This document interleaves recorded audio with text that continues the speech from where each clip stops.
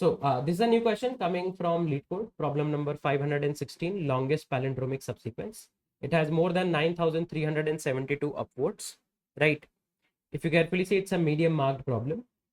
Given a string S, you need to return the longest palindromic subsequence. Now, the original string might not be palindromic, but there might be some subsequences that can be palindromic. Are you able to get this point? So, a subsequence is a sequence that can be derived from another sequence by deleting some or no elements without changing the order of the remaining elements. So again, this is the definition of subsequence. We have solved enough problems on subsequences, so we know the definition of subsequence. Now, if you carefully see, this is the given string, right? And the output is coming as 4. Why? Because if you see, this triple B and the last B together will form double B, which is a palindromic subsequence of length 4. Here, this double B is a subsequence, which is kind of like a substring as well for this case. And the length is going to be 2. So that's the problem in hand. Okay, that's the problem in hand. Okay, so if you want to solve this question, there can be one pretty simple solution that you can figure out. Anybody? So before moving forward in the video, if you're somebody who is actually looking to learn Spring Boot and want to develop a career in backend development in Java, then you are at the absolutely right place. So now we have actually launched the second iteration of our Spring Boot cohort, where we are going to talk about a lot of interesting backend development topics in Spring Boot, right from the beginner level to the very advanced level. We're going to start with basics of what is a build system. We'll start learning about what are basics of databases, what are basics of Spring Boot, and slowly and steadily we'll move to advanced topics like how you can actually implement distributed transactions using the saga design pattern, be it the choreography saga or the orchestration saga. We are going to talk about the design aspects of some of the very interesting projects, including making a distributed wallet, including making an Airbnb based backend booking system. We are going to talk about how you can actually play around with geospatial indexes and how you can make an Uber booking application altogether and whatnot.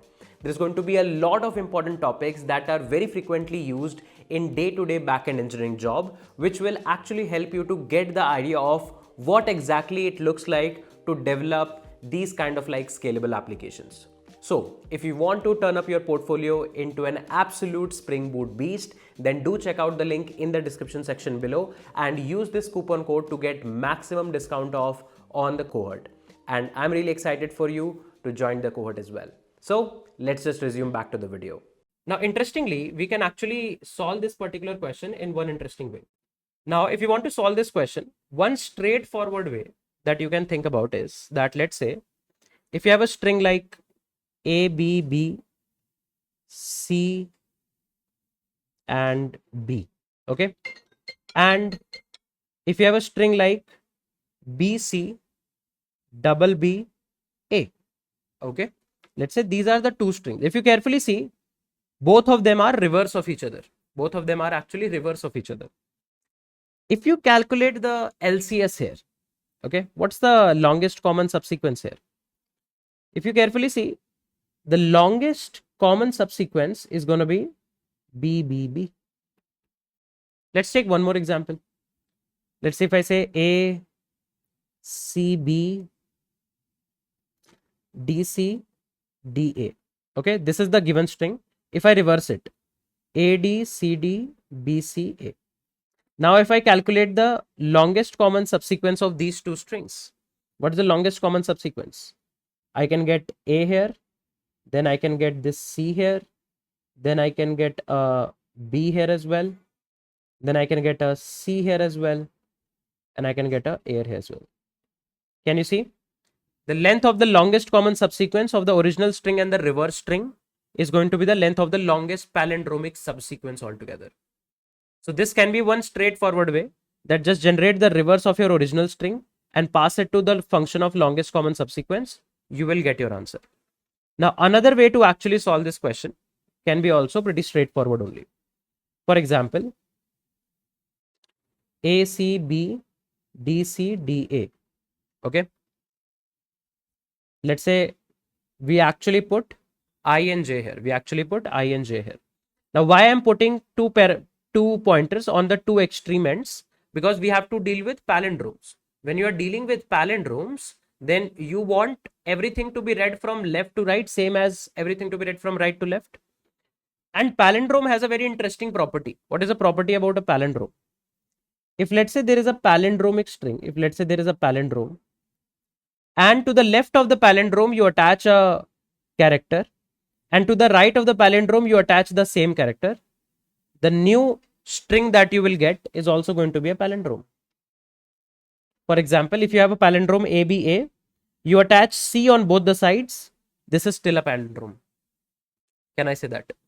So what we can actually figure out is that, are the terminal characters same? Because if the terminal characters are same, then we can say that, of course, whatever subsequence we wanted to find, we have found at least two characters from that subsequence which are going to be part of the palindromic subsequence, that is this A and this A. And in the remaining string, if we can found the longest palindromic subsequence of CB, DCD, then I can attach these two A's at the end of them. Think about it. If I find the longest palindromic subsequence of CB, DCD, I can just attach these two A's. I can just attach these two A's at the end of the longest palindromic subsequence that I found here, and attach these two A's at the terminal ends. So they will contribute to 2 more length. So that's what we are going to do as well. We are going to write a function f, s1, s2, ij. And what is this is going to return? This is going to return the length of longest palindromic subsequence. And this is not s1, s2, this is just s1. Longest palindromic subsequence of s1 from I to j. Okay, inside this range of I to j, we are going to find the length of the longest palindromic subsequence. And then all you have to do is just compare. If s1 at I is equals to s1 at j, that means the terminal characters I and j represent the terminal character. If they are same, then both of them contribute to 2 characters, so they will add up to the length 2. Plus, now we should find the LPS in the remaining string. What's the remaining string? I plus 1, j minus 1. Can I say that? So if you have something like this, B, C, B, B. Okay. Now, I is equals to 0, j is equals to 3. Is the character at 0 and 3 same? Yes, it is. So what I will do, just give me the answer of CB, just give me the answer of the given string and 1 comma 2. I will add 2 to it. And what is 1 comma 2? Just CB. Just CB. That's what I want. That's what I want. Okay. And in fact, we can take a better example as well. BCC. One second. BCC AB. Okay. So here you have 0 and you have 4. You can see the terminal characters are same. So just compute the answer for 1 comma 3 and I will add 2 to it. What is 1 comma 3? CCA. Now if you see CCA doesn't have the terminal character same. Can I say that? CCA doesn't have the terminal character same. So that means from here, I cannot make a smart decision. I have to try to possibly create all possible subsequences. Now, how do you create all possible subsequences? Maybe once you can delete the first C and get a CA. Or maybe you can delete the last A and you can get CC. Or maybe you can delete both of them and you just get C. But once you will realize that you don't need to delete both of them because the third combination will be already a part of the first two. Let me show you how. So if let's say you have CCA and let's say this is 0 to 2. One combination is you delete the first C and you get 1 comma 2. One combination is you delete the last A and you get 0 comma 1. One combination is you delete both of them. You get 1 comma 1. Now interestingly, if you apply these combinations here, that you delete this first C, you delete this second C, you get CCA 2 comma 2. Now you delete the last A, what do you get? CCA 1 comma 1. Can I say this subproblem is already being computed? So you don't need to compare this particular branch. This will be already computed at all. And because we are taking maximum, so you just take maximum of all possible subproblems, right? So that's why you don't need to compute this part. So from here, what we will do is, we will go only two choices. We will once delete this C and get a subsequence. We will once delete this A and get a subsequence. So B, C, C, A, B, 2, 3, B, C, C, A, B, 1, 2. What is 2, 3? Just CA. What is 1, 2? CC. Okay. Now if you carefully see, in 1, 2, both of the characters are same, right? Both of the characters are same. So what you do, you add 2 to 2, 1. Can I say that? The moment the value of I and J crosses each other, that means you have exhausted your string. Okay. And here, this C and this A is not same. So this will be, if we delete this, 3, 3, 2, 2. The moment you have one single character, now this 3, 3 represents just A. This 2, 2 represents just C. If you have a single character, we have answer of a single character. What is the longest palindromic subsequence of a single character string? It's that character only. So you'll return 1 from here, you'll return 1 from here. What is the maximum of these two? 1. So answer of this subproblem is 1.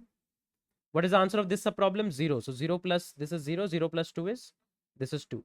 Now what is the maximum of these two subproblems? This is going to return 1, this is going to return 2, maximum is 2. So I will say this 2 plus 2 will give you 4. How? B, C, C, B. That is the longest palindromic subsequence. So what you can do is, if they are not same, you go to the else condition. You say maximum of f of S1 I plus 1j and f of S1 I j minus 1. That's it. That's going to be your simple recurrence relation that you can derive. And you can see, in order to uniquely identify a subproblem, the string S1 doesn't change. Only the value of ij changes, right? If the value of ij is the only one that is changing, that means you need a maximum two-dimensional DP array here. So if you try to code this solution, I'll say public static int f, I'll pass a string s, I'll pass int I, int j. Just think about it. If I and j are same, that means we are dealing with a single character string. For a single character string, the answer is always 1. If I surpasses j, that means you have no, like you have an empty string. In that case, you return a 0. Right? Otherwise, you check if s1 dot char at I is equals to s2 dot char at j, you return 2 plus f of s1 I plus 1 j minus 1. And why we are getting 2? Because one character from ith index, one character from the jth index, both of them are part of our answer. So it contributes to length 2. Else return math.max of f of s1 I plus 1 j, f of s1 I j minus 1. That's it. And here we can say return f of s comma 0 comma s dot length minus 1.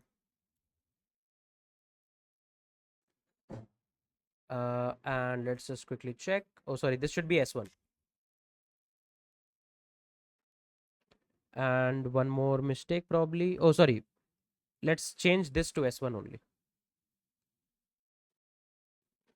And this should be 2 plus f of s1. Okay, you can see the answer is coming correct. Now we can just initialize a DP array.